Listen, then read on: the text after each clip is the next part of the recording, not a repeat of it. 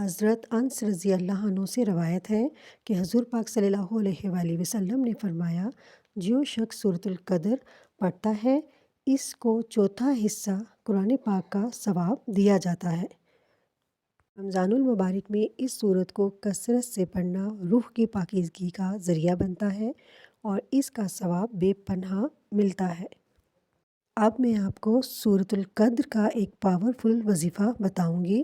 اس سورت کو رات کو 7 مرتبہ پڑھ کر سونا روزی میں اضافہ، آنکھوں کی بینائی کی حفاظت، لکوے کے مرض میں شفا یابی اور آخرت میں ذریعہ نجات ہے۔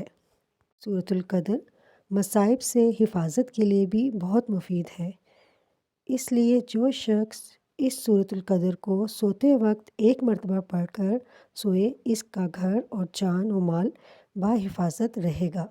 کوثر کا دوسرا وظیفہ، 3 بار سورہ کوثر پڑھیے اور پھر کمال دیکھیے۔ وضو کرنے کے بعد صرف 3 بار سورۃ القدر پڑھیں، انشاءاللہ تعالیٰ آپ کی بہت ساری پریشانیاں ختم ہو جائیں گی۔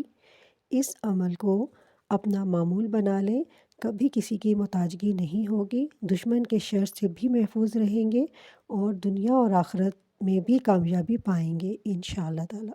مقروض کے قرض کی ادائیگی کے لیے 2 اہم اعمال، کثرت سے استغفار کریں اور سورۃ القدر کی تلاوت۔